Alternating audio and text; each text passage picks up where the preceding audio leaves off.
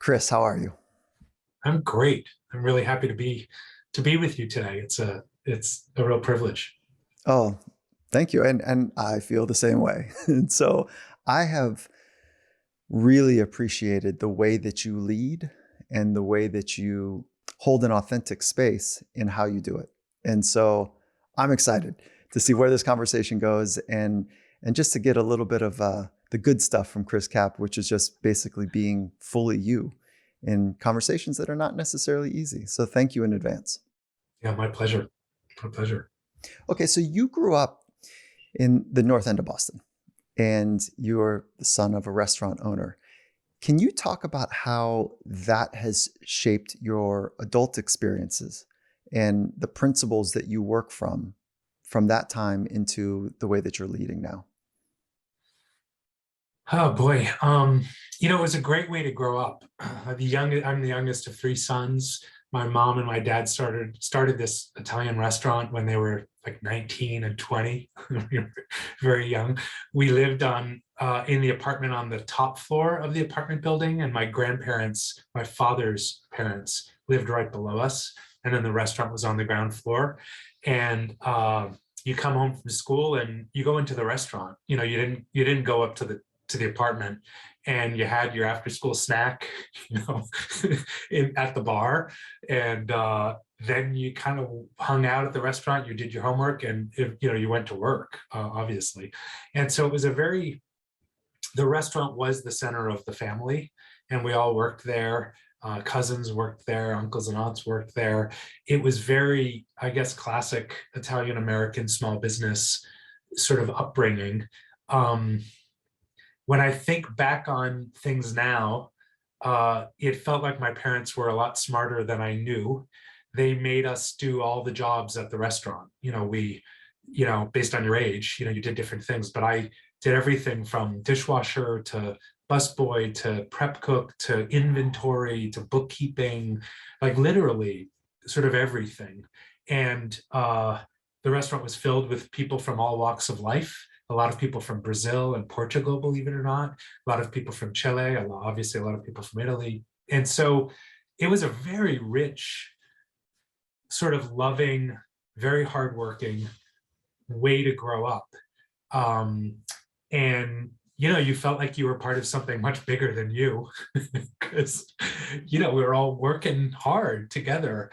And I've had a weird career at Microsoft where I've done tons of different jobs, and I often wonder if my dad and mom's design of moving us around, from the kitchen to the front of the restaurant, et cetera, prepped me for a career of weird, multifaceted roles, going from sales to operations to engineering to marketing. And so I think it prepared me for a lot of things that I didn't understand it was preparing me for. And that hard work ethic, growing up in a restaurant, it's a tough, tough business. And so I think of that, the way I lead today is typically not with me in the forefront. It's typically other people, giving the stage to other people. The restaurant only works if everybody works together. There's a lot of stuff, Michael, that I think I learned in the restaurant without understanding I was learning.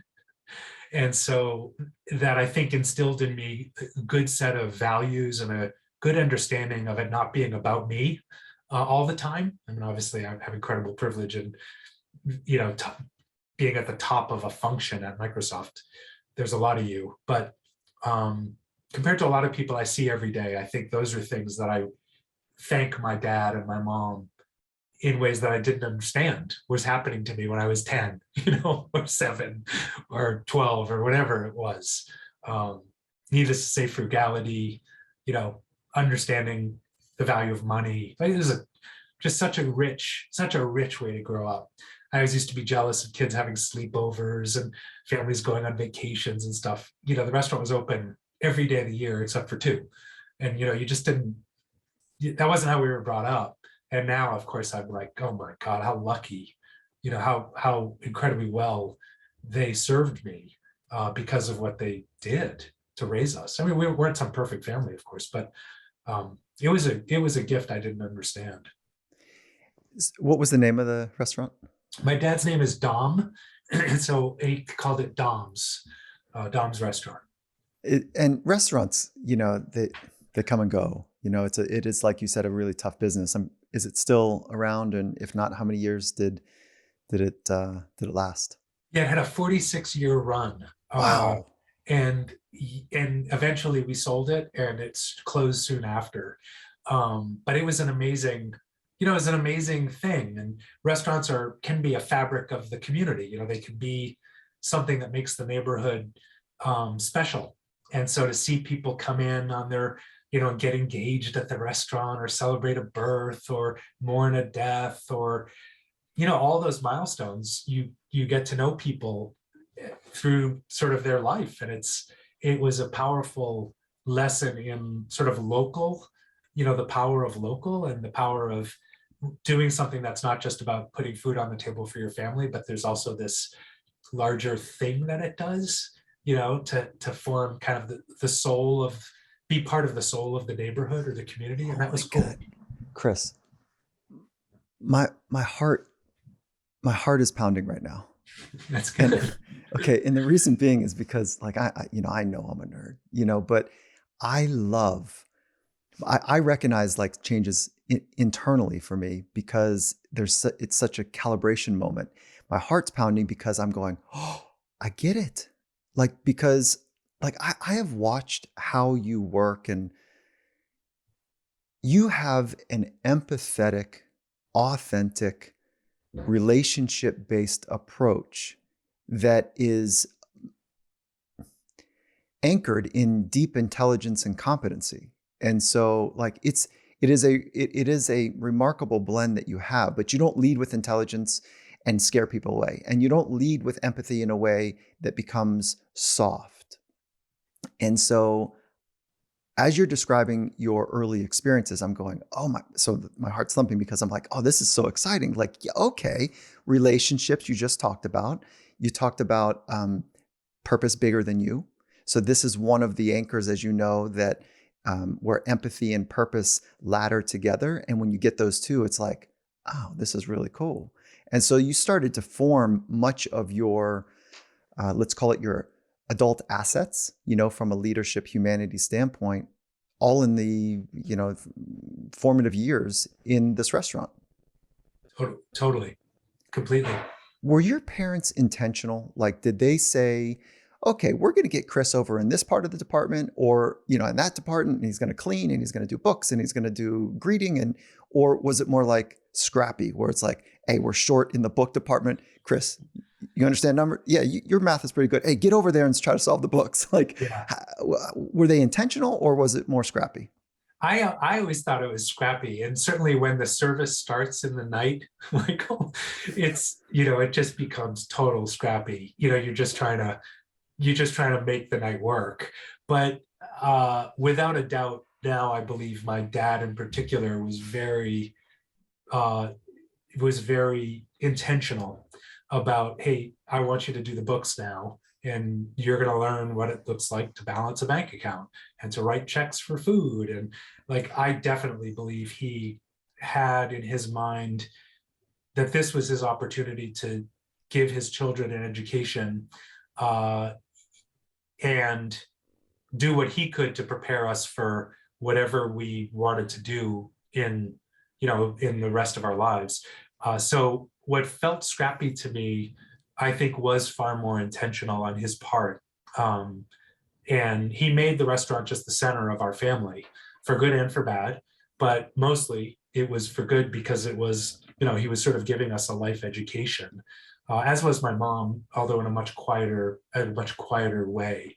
But he's a great teacher. Something as simple as, you're 12 years old and you're going to go wait on your first table. You're a waiter at 12, and saying, hey, look, this table you're about to go to, you can tell these people are on their first date.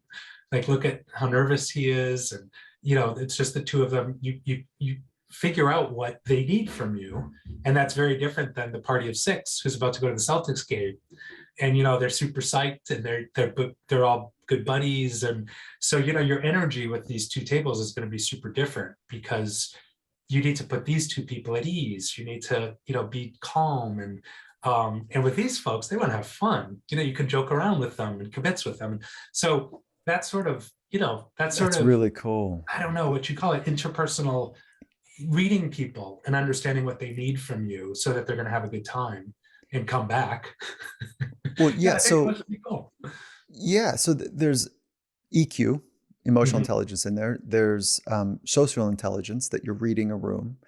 And sometimes this is curious for me. Sometimes when people are put into situations where they have to read and react well, and it's intentional and purposeful, and it requires you to do it to either survive the family dynamics or work well in a workplace.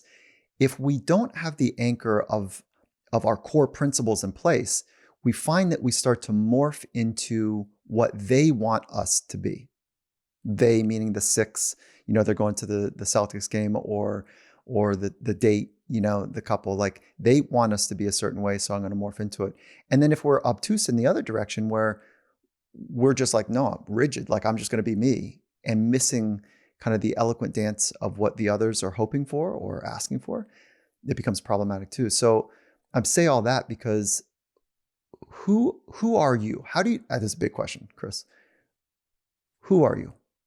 And I'm hoping you'll go to like some core principles of what make you you. Yeah, that's a great question. Growing up the way I grew up, I think the notion of family comes first was very strong. And so I do think husband, father, son, brother, that that feels very much like it runs in my blood. Um, you helped the Microsoft leadership team, our CEO and his direct reports, with a lot of this. Why are you here? What is your purpose? And not as a leadership team, like, Chris, what is your purpose? And how do you want to live every day of your life? And I think about those things.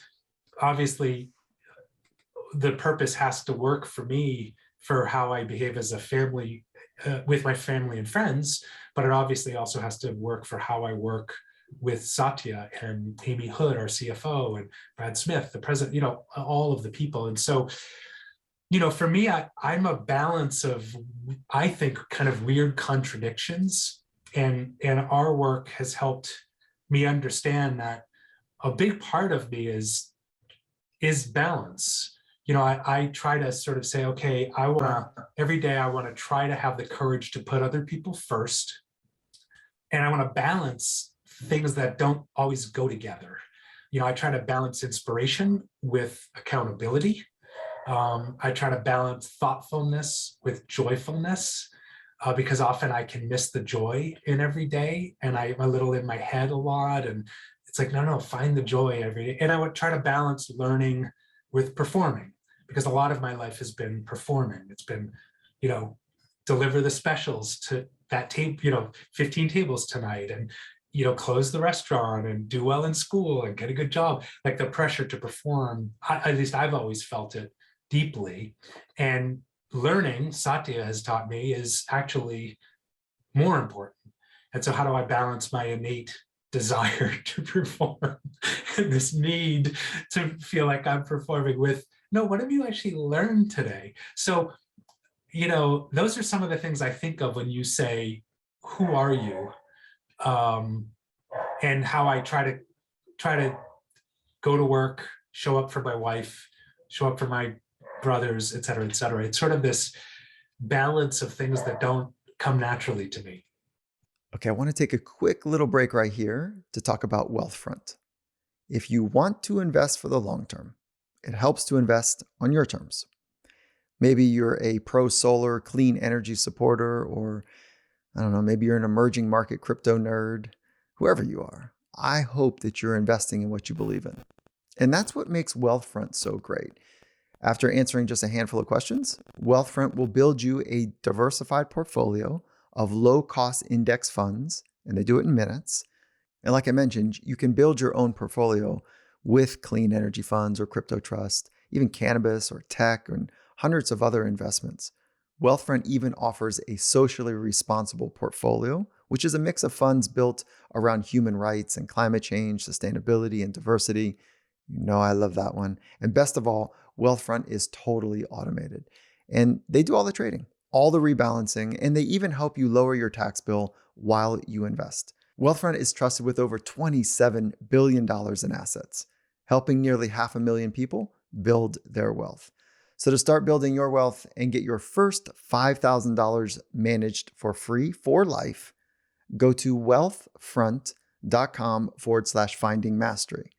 So you spell it Wealthfront, WEALTH, wealth, front, FRONT.com/finding mastery to start building your wealth. That's wealthfront.com/finding mastery to get started with it today.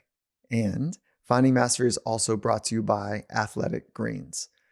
I really enjoy their product. It's a daily green supplement. It's super simple. And they have been my absolute go-to for the last 6 years for staying healthy and getting in vital nutrients. High quality nutrition, as you know, is one of the foundational components for living life with the necessary energy for challenges that come for those who are interested in the path of mastery. The way that I use Athletic Greens, it's 1 scoop of the powder, and then I fill up the glass, mix it up, and then I'll drop a couple freshly squeezed lemons in there just for a little extra antioxidants. And so it's my go-to every morning. And it's lifestyle friendly, whether you eat keto or paleo or vegan, dairy-free or gluten-free. It contains less than 1 gram of sugar without compromising on any of the taste. And right now, Athletic Greens is doubling down on supporting your immune system. So they're offering us a free 1-year supply of vitamin D, which I use every day, and 5 free individual travel packs. All of that is with your first purchase when you punch over to athleticgreens.com/finding mastery. Again, simply visit athleticgreens.com/finding mastery and get your free year supply of vitamin D and then also 5 free individual travel packs. So with that, let's jump right back into our conversation. Okay. 2 questions. Okay. First question. How are you right now, real time, managing the barking dog? I'm managing it by, feeling like this conversation is supposed to be authentic to who I am. And right now, my dog's going a little bit nuts, and that's okay. Unless you want super high production value, and then we'll go ahead and reshoot. Yeah. So is this a quick little conversation in your head where it's like, okay, I've got an external variable, and then you're mapping it up against a first principle, which is authenticity, and you go, what am I supposed to do? Let me just keep being me. So external world variables come in, and then you map it up against a first principle. Totally. Yeah, there you go. Listen, you don't need me to say that, but that is how to say this. But this is how I've come to learn that the most dynamically powerful, and I mean that in a benevolent way, powerful people work, is that the internal drives the response systems rather than the external being the reason why we're going to contort into some sort of response. And so I thank you for just kind of shaping that. And then let's go back to the restaurant really quick. You're living above the restaurant. The whole DNA, the thing is named after your dad. The DNA is about like the family unit here, working scrappy, living together in work and play. And then your dad has a big vision for you. How did he shape that? Because you go on to work or to college at one of the finest institutions in the world, Harvard University. So how did he shape that over, let's call it the dinner table or wherever the moments are that he invited these big ideas to you? Yeah, I think he was very good at communicating that his job and my mom's job was to get us into a great high school, and then the rest was sort of up to us. And he wanted us to go on to college, but he was really clear, like once college starts, you're sort of now it's up to you. You got to figure out what is going to come next for you. But his focus was very strong on, you have to get a great education. My job is to set you up so when you apply to college, you have the best shot of getting in. And he was clear that after that, he was sort of done. And not that he wasn't going to love us and all those things, but like, we had to grow up and figure out what we kind of wanted to do. And I think he tried a ton of things to figure out what could help, and not knowing, neither of them knew what the recipe was. He randomly read an article in the Boston Globe when I was 13 that was about this company across the river in Cambridge called Lotus Corporation. And he read about this thing called Lotus 123 and thought, oh, technology, this is interesting. The next day, he went and bought an IBM PC, plugged it in at the restaurant, and said, Chris, this is your thing that I want you to figure out how to use and apply to. I don't know what the answer is. Apply it to the restaurant. And these spreadsheet things, we're going to buy Lotus 123, and you're going to start with that. And he enrolled me in a database programming class at a local computer reseller in Boston that, of course, doesn't exist anymore. And I started to learn how to program databases, create databases and write DBase 3 plus, this product that doesn't even exist. And I wrote a reservation system for DOMs to track how people were coming to the restaurant. And then a couple of other restaurants hired me to write it for their restaurant. And so he didn't know I was going to fall in love with computers, but he just read this article and thought, hey, maybe we should try this thing. He literally, I think, was seeking education and trial and error for what his kids would latch onto. I don't know why he picked me instead of my older brother. Who knows? But that one happened to stick in a pretty huge way, as you can imagine. Oh my goodness! So it didn't match. Like coming from living above a restaurant / bar, and then becoming one of the working as a leader in one of the most significant companies in the world, and telling the story of that company and having your arms around the growth arc of it, like it's remarkable. And so that there's the stitch, like, oh, technology as an early bug, like this is fascinating. And then there you have the duality between, like you talked about, like the range of experiences, the almost competing ideas, right? You've got family, empathy, connection, relationships, and then what some might consider the cold art of zeros and ones, in tech. And so you've got that, yin and yang that was familiar to you from an early age. Yeah, no, I think that's exactly right. What did Dad stand for? One word. Let's be a reductionist. Can we do it, Chris? Can we be a reductionist for a minute? Sure. Well, yeah. What did he stand for? One word. God, experimentation would almost be my word. God. Okay, because Mom. he tried all kinds of stuff. My mom, excellence, quality for sure. Hey, listen, Mom got you to Harvard. Let's not make anything up here, okay? Mom got you to Harvard, okay? Totally. Are Mom and Dad still with you? Mom died 3 years ago. My dad's doing well. He's, I think, 79 or 80, living in Boston, close to where the restaurant was. Okay. Can I ask how Mom passed? Yeah, she died of metastatic breast cancer.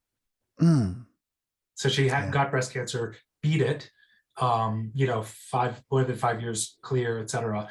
And then it came back. How did you work through that loss? You said, did you say 3 or 5 years? She died 3 or 4 years ago. You're still in it, probably. Oh, big time. Yeah, big time. Yeah. How did I work through it? Or working. We had the benefit of knowing that this was likely what she was going to die from. And so myself and my 2 brothers were really able to come together and take care of her and be with her. And, it allowed us to say goodbye to her over a longer period of time and come to terms with all that she had meant to us. Because you're right, I feel like she's the one who really was the force for choosing Microsoft, the force for aspiring for great education, excellence, not just like going to a great place, but soaking up everything it could offer you.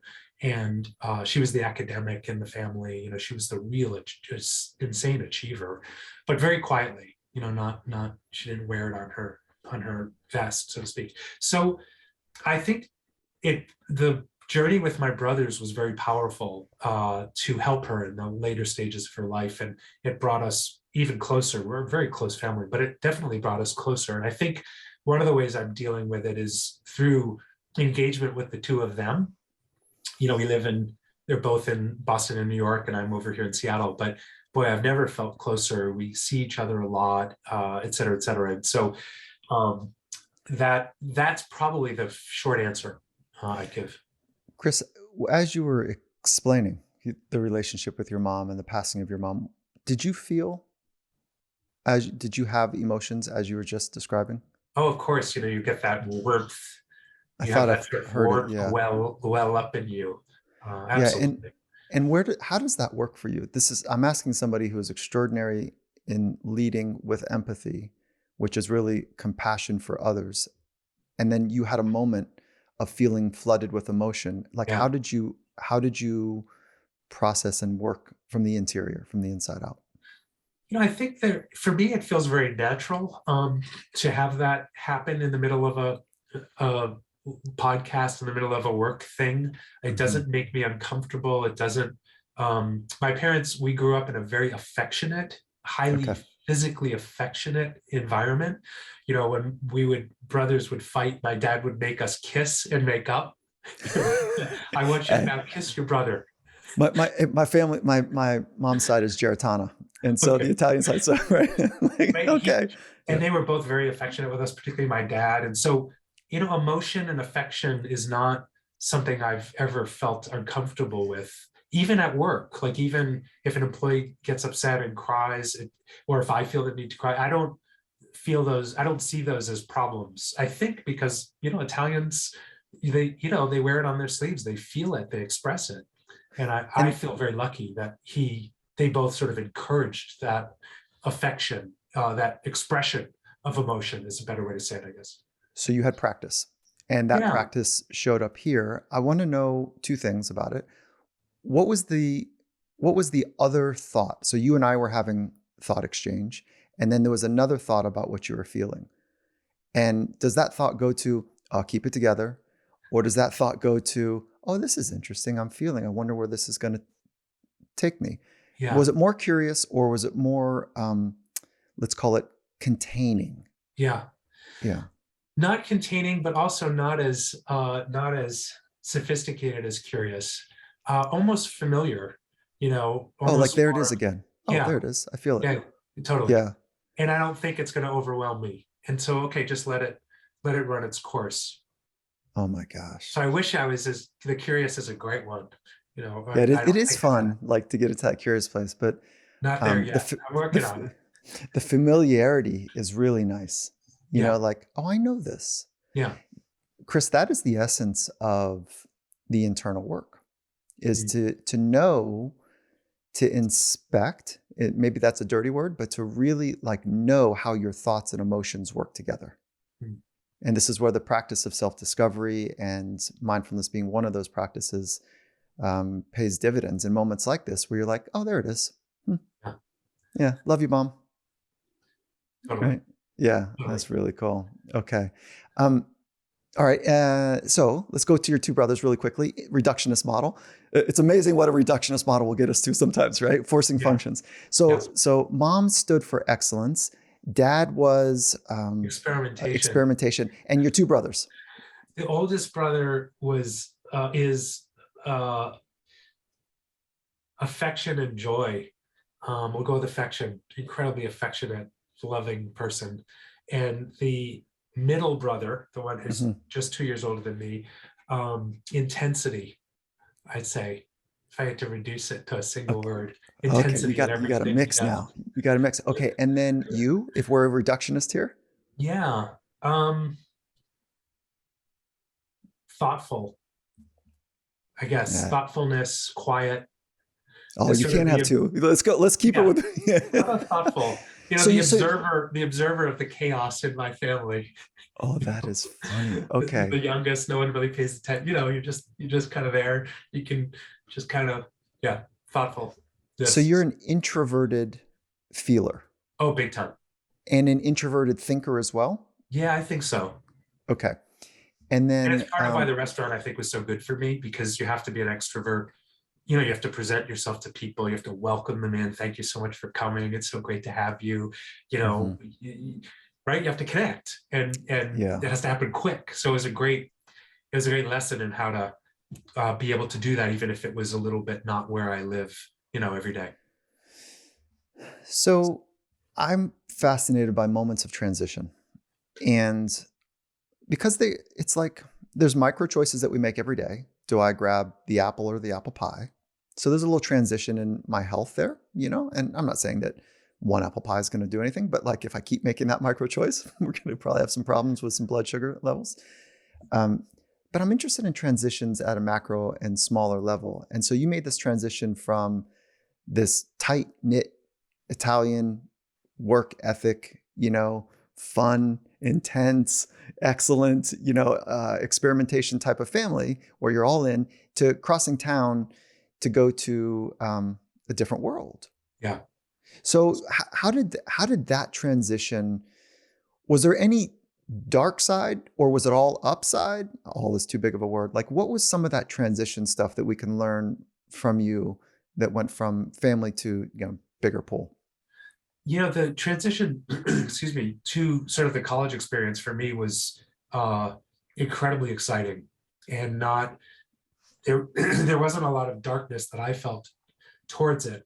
I Okay. think a fascinating transition for me, which was really hard, was, excuse me, I worked at the restaurant my first and second year in college. So 2 or 3 nights a week, I was leaving campus, putting on the tuxedo and working at the restaurant. And it was in the summer after the second year when I had to tell my dad I didn't want to work at the restaurant anymore. And I wanted to get jobs that would lead to my future job, or, give me new experiences. And that for me was a huge transition, more than going to college freshman year, because I knew I was going to work at the restaurant Tuesday night. You know what I mean? I knew Hmm. Friday night I was leaving campus and I was going to go, work at the restaurant, make my tip money, and then go back to campus. And so really the key transition for me, I think that you're getting at maybe, was when I had to say, I went with a walk with my dad on a beach in Maine, where we took a few days off. And, I had to bring myself to tell him, I want to stop working at the place that has been your life's work, This is and like that this is like a family divorce. Like totally, this is totally. And like that was a big transition for me. Once I got through it and I started getting jobs at school, it was glorious, because it was, just a brand new world. And I felt like I was now, a full-fledged college person, not going home and working a couple of days a week. this might seem like it's a not directly related to our thought stream here, but did you ever struggle with imposter syndrome and or a fear of other people's opinions? Did you ever struggle with either of those in your life? Yes, but for me, it happened when I became more of an executive at Microsoft. That's what I I was thinking. I Yeah. didn't, it didn't happen early. Like I was just gung ho and so excited, like, yeah, let me at them. I don't, it was once I started getting, recognized and promoted to like a corporate vice president, very, whatever, 15 years into my career.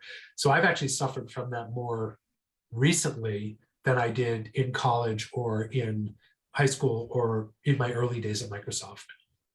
And is that imposter syndrome or is that it, so is that what we're talking about here?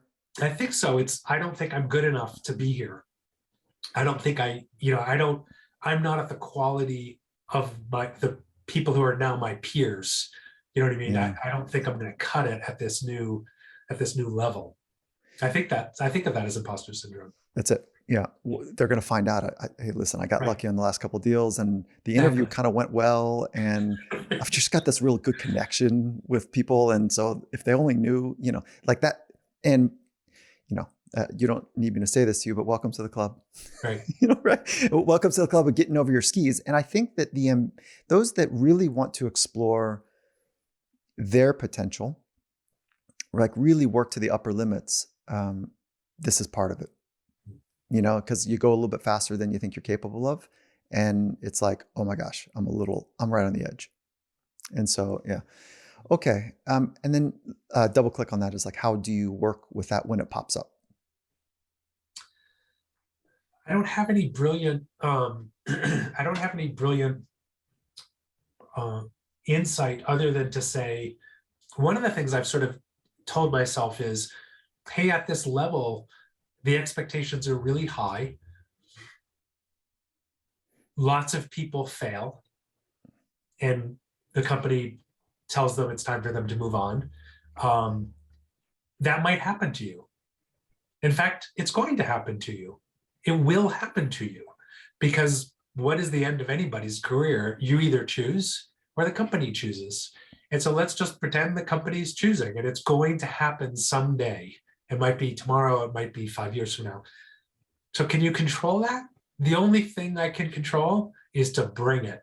Is the only thing I can do is say, well, damn it, I am going to do everything I can while I have the opportunity to use this platform, to be my best, to bring it for the company, to make Satya, see that I can kick butt on behalf of what he needs me to do. And so I think there's almost I know it will end. I know it will end. So what am I going to do in the meantime? Well, I'll tell you what I'm going to do. I'm going to make the most of it. If it ends tomorrow because I'm not as good as the person to my left or my right, it ends tomorrow. And in the meantime, I'm going to make today. I'm going to do everything I can to just get the most out of today. And that's been sort of a freeing recognition. Do you know what I mean? I am going to die. My career is going to die. My body is going to die. Like, okay, accept it, man. It's going to happen. Now what? And then now what? Then it's kind of like, oh, okay, well, I'm going to do this, and I'm going to try this, and I'm going to experiment with this radio show, and I'm going to, you know what I mean? And it's just like, let's go, let's give it our best shot. And I think that's been my single tool to think through, to get over it, to push through it. Okay. I want to take a quick little break here to talk about Viori. Whether you're nearing a return to the office or you're continuing to work from home, I know that for me, as I'm experiencing the hybrid model, one thing that won't be changing for me anytime soon is my affinity for wearing Viori clothing wherever I go. I love what they've done. So Viori makes incredibly soft, comfortable, and versatile clothing. And it can be used for just about any activity like running or training or yoga, but it's also great for lounging and weekends and, just relaxing. So everything is designed to work out in, but it doesn't look or feel like workout gear. And they've got you covered whether you're looking for men's or women gear. You've got to try the Ponto short. It's my favorite by far. My whole family and the Finding Mastery team is loving them. We use our own dollars to purchase them. So we're not paid to go out and buy their products. Like, we like their products. And that's why I'm stoked to introduce them to you. So they've got a special offer for us, 20% off your first purchase. So give yourself some of the most comfortable and versatile clothing on the planet. Punch over to vioriclothing.com/finding mastery. And so you spell it Viori, Viori, vioriclothing.com/finding mastery. And then not only will you receive 20% off your first purchase, but enjoy free shipping on any US orders over $75. You'll also get free returns as well. Go to vioriclothing.com/finding mastery so that you can discover the versatility for yourself of Viori clothing. And Finding Mastery is also brought to you by Inside Tracker. So Inside Tracker cuts through the noise by analyzing your blood, your DNA, lifestyle, fitness trackers, all to provide you with a personalized, science-backed, trackable action plan on how to live, on how to age, how to perform better. And that's my favorite part. They don't just give you data. They actually provide you with nutrition and lifestyle actionable steps that you can take to live your life well. And if you missed the recent Finding Mastery conversation with Inside Tracker founder and Chief Science Officer, Dr. Gil Blander, I hope you'll check that out. We take a deep dive on longevity and we discuss different strategies for living a healthier, longer, higher quality life. And then for a limited time, they're offering us 25% off their entire store. So if you're interested, this is a great opportunity to get started. So just go to insidetracker.com/findingmastery. Again, Inside Tracker, it's spelled just like it sounds. Inside, INSIDE, Inside Tracker, TRACKER. Insidetracker.com/findingmastery for 25% off. With that, let's get right back into this conversation. One, you're providing incredible space and freedom for people right now that know you and know of you to go, oh, him too. And so you're going to create great freedom for others to say, I recognize me in that. I recognize the worry about how it's going to end, life and or business phase. And then, okay, this wonderful leader says, so I'm going to bring it. Okay. So some people say that, and then anxiety drives them. And that becomes, it works for a little bit of anxiety for a little bit works fine. But it runs the tread off the tires quickly. And so how do you prepare to bring it? And then what does bring it mean? And I'd love to hear you just talk for a moment about that. This is where, my relationship with my boss is so helpful, because I think great leaders are really clear on what they need from their people. And this is certainly true of my boss, Satya. He helps me think through what is the most important thing for me to put my energy behind, and my trying to innovate and trying to be thoughtful and all those things, because there's so many things we could work on. And it is helpful, at least in business, there is a hierarchy, and there is somebody who can help me think through, at the end of the day, how do I help the company succeed? How do I be a great peer to all of my peers? How do I be a great teammate to Satya, et cetera? And I would say I lean on him quite heavily for understanding what is the absolute must-have set of things that he needs from me. And that guides me. That guides me to make the trade-offs that I need to make. I feel like he's got my back, if I'm doing X, Y, and Z instead of A, B, and C.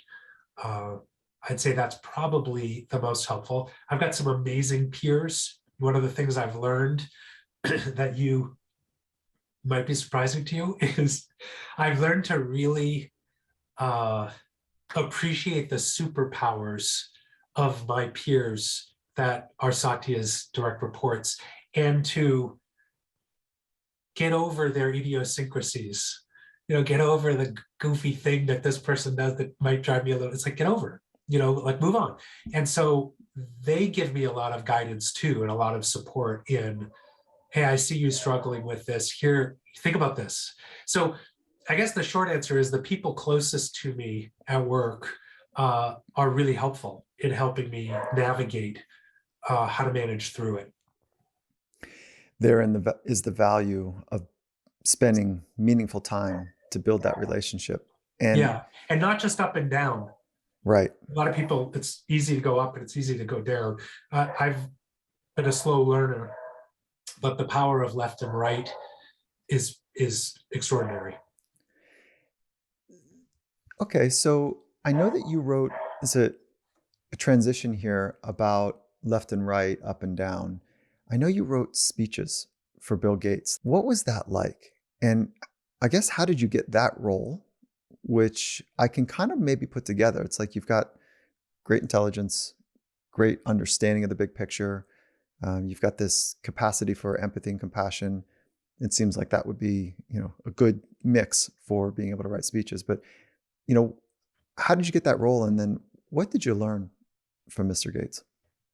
Yeah, he, when the person who had the role before me was moving on, Bill decided to reshape the role, and he wanted someone who had a mix of marketing and product experience.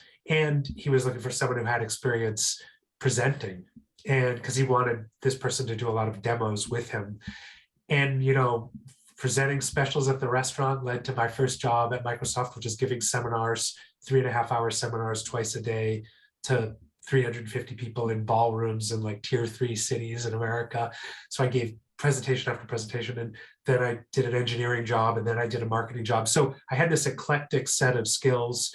And when he wrote what he wanted and sent it to a bunch of executives, he, a couple people said, "Oh my God, I know the exact human being who does this," and sent it to me and said, "You got to put your name in the hat." And that's how I ended up sort of getting the role. I was 26. He gave 300 speeches a year over that 2.5 year period that I was with him. So I learned a lot about project management. I learned a lot about what's a tier 1 piece of work where you're going to put hours and hours. He had maybe 5 of those a year. And what's a tier 3 where, 45 minutes of time gets him, an A minus, which for most people is like an A plus. And, sort of understanding how to manage that. But from him specifically, which might be more of what you're asking, I saw leadership at scale in ways I'd never seen. He's running a big mega company. I saw a focus on people. Do we have the right people in every job in a way that I'd never seen? And I saw crazy curiosity. I mean, the learning capacity of one human being, the books I would carry around, for him to read wherever we were, was just mind blowing and so inspiring. He would go through a bridge phase where he was just reading all about bridge, and then a China phase where he's reading all about China, and then a cancer phase. And, you have 20 or 30 books that cover all these different topics. And he's standing backstage waiting to get introduced, and he's literally got a book open reading about China.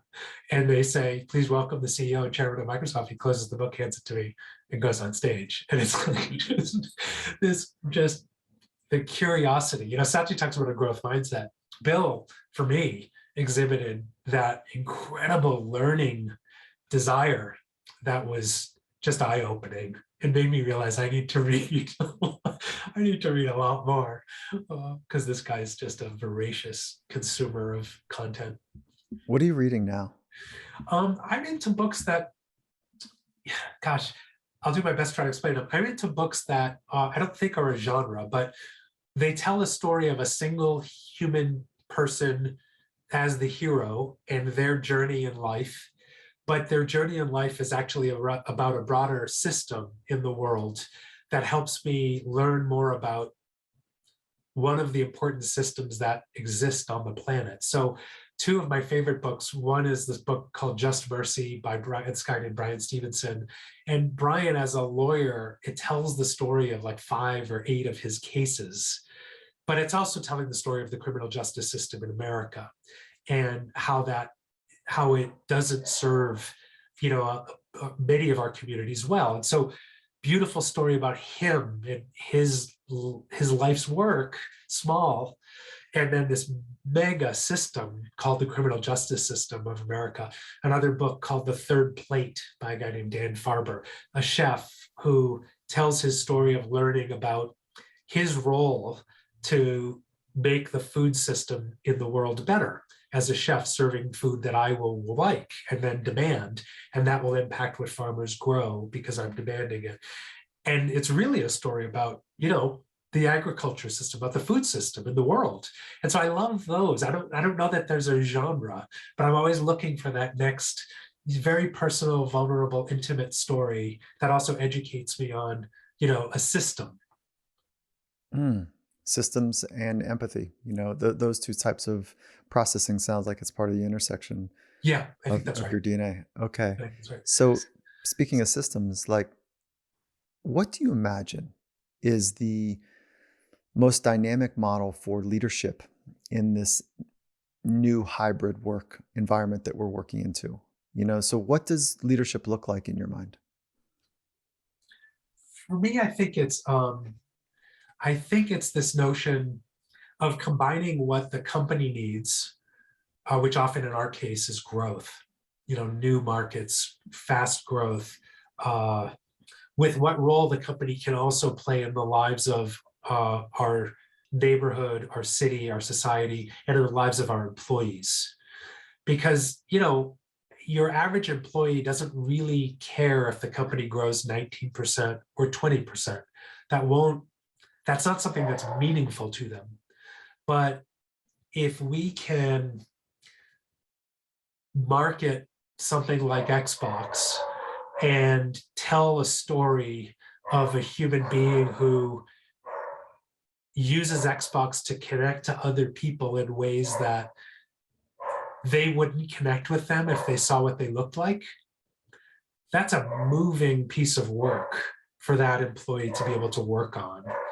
And it matters. Like, those stories matter to people in society. And those people don't care that we're going to grow 20%, not 19%. And I think marrying what's important to the corporation and what's important and how the corporation can better serve the world and our employees specifically, I think is a real leadership challenge that people can lean into, but may not feel like they have the freedom to. And my boss says, you have to use Microsoft as your platform to do what matters to you. I've never heard anyone say that before. No one's ever said that. Like, dude, what are you talking about? Like, we're supposed to make the company grow. Like, that's what we do. Like, we're a for-profit company. Our job is to grow. And he's like, no, no, no. Yes, but you can also use this incredible platform to find fulfillment in your life. And boy, is that, like, I think that's quite elevated. I think that's quite sophisticated. And so as I've worked on that for the past 7 years, he said it 7 years ago for the first time, it's like, oh, I think I get it. I think being a leader is that. But it's not just doing it for you. You got to do it, you got to awaken it in your team. And then you got to align it because, people can, oh, I've discovered I love X. And I'm like, yeah, I don't think that's good. I think that's aligned to what we do. And so that's one of the leadership. I think that's what leadership is all about. Does that make sense to you?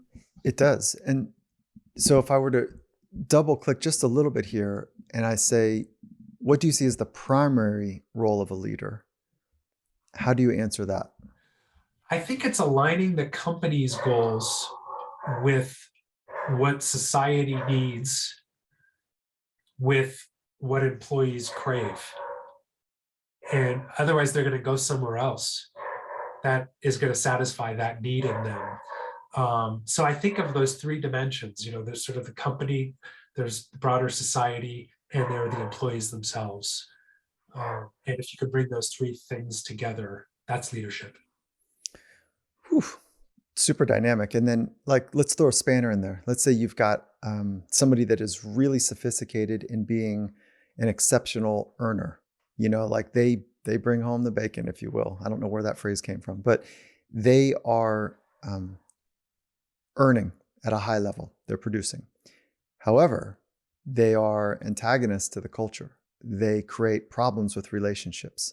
They are strong personalities, and there's a mismatch in fit. How do you, by coming from a place of empathy, having these three variables that you're managing as a leader, how do you work with that type of scenario?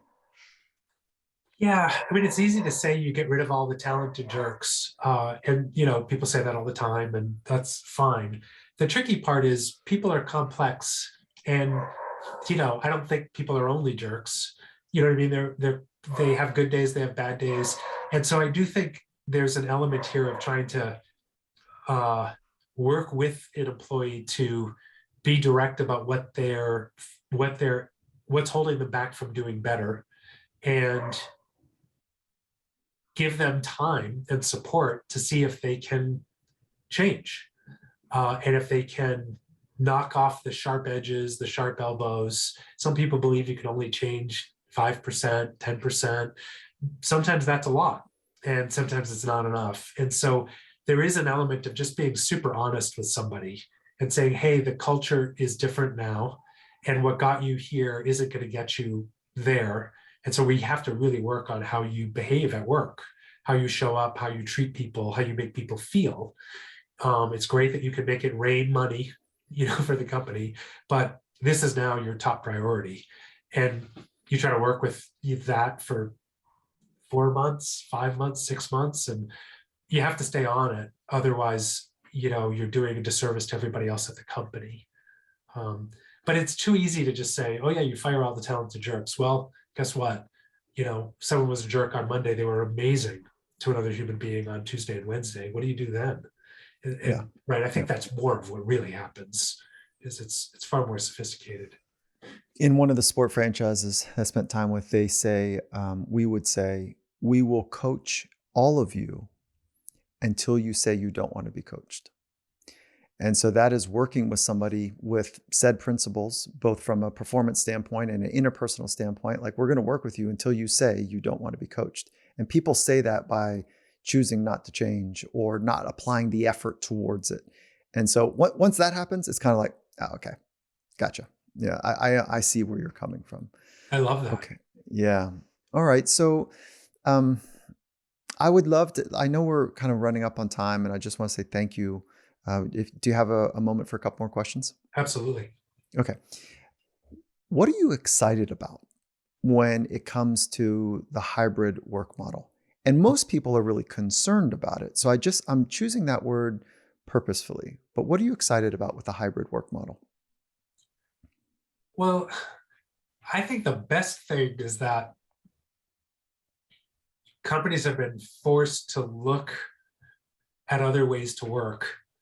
And I think Microsoft has realized we can actually be quite effective with people working in a variety of locations.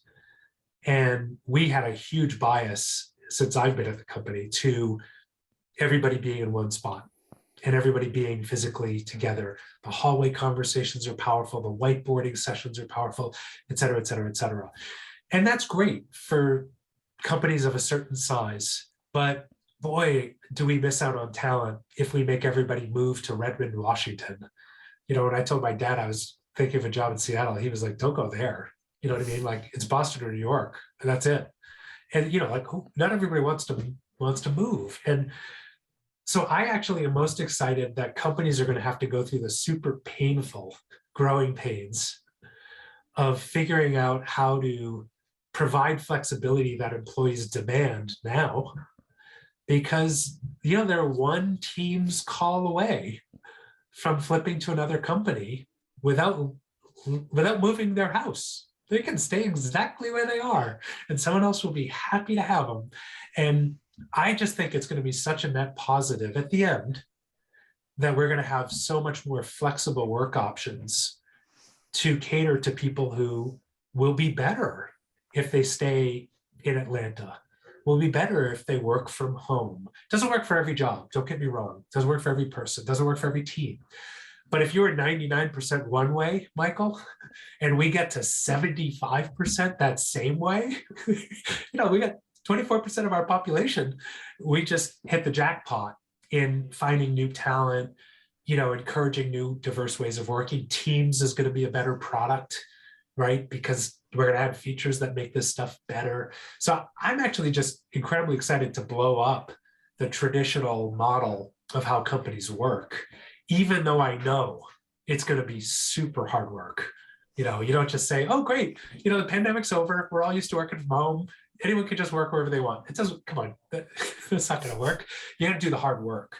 Yeah. But that is what I'm excited about, because I think it's a net positive for the workforce of the world. You know what I mean? So you are on the path of wisdom. You are, there's a couple paths people get on. You've heard this analogy. There's the path of the bitter old fool, which is like, hey, listen, I'm chasing all the external things and it didn't work out. There's the path of the fool, which is I'm chasing the external things and it's kind of working. It's a path of the fool. And it's a path of the wise human, which is like, I am working to understand the deeper parts of life and to do well with my time here. So you're on the path of wisdom. And if you look back and you say, okay, hey, Chris, you little 15-year-old whippersnapper. And then let's talk to the 25-year-old Chris. Like, let's go 15, 25, and 35. What do you say at those different markers? At 15, I would say, go see the rest of the world. Hadn't traveled much. And when I say much, I mean much. And boy, is the world amazing. And, now I've been to over 100 countries. I mean, go see the world would be what I would say to the 15-year-old who hadn't taken a flight across the Mississippi River yet. I go to more places, I guess would be the advice I give. 25-year-old, stop looking left and right and stop comparing how fast you're moving, because you're not moving very fast and your roommates are and your coworkers are. It's long, so just get out of your head, enjoy what you're doing. The only thing you control is what you bring to work every day. There's a lot of luck. There's a lot of other things that have to line up. So stop comparing, to your peer group. And the 35-year-old, I would say, get to know people who are more different than you. Get to know people who, are super different. It's one thing to travel to a bunch of countries, but who do you know?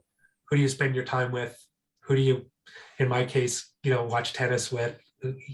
Like, get to know people who aren't you. That would be the That's 35-year-old. awesome. I was too late to that one. That's cool. There you go.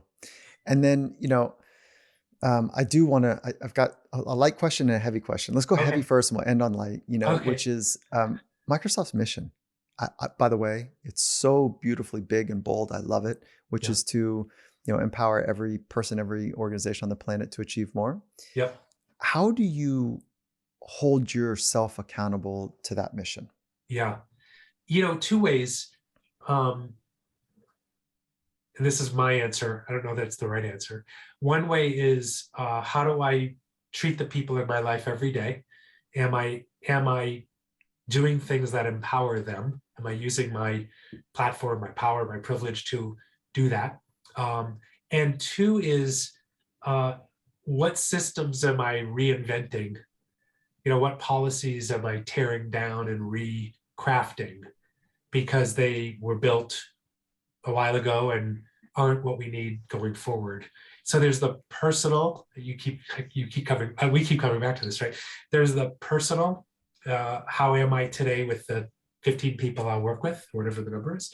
And then there's the, when you're gone, what will you have put in place that will serve the company in that way? And that's the systems and the policies piece. Seems like you're working from the outside in and the inside out.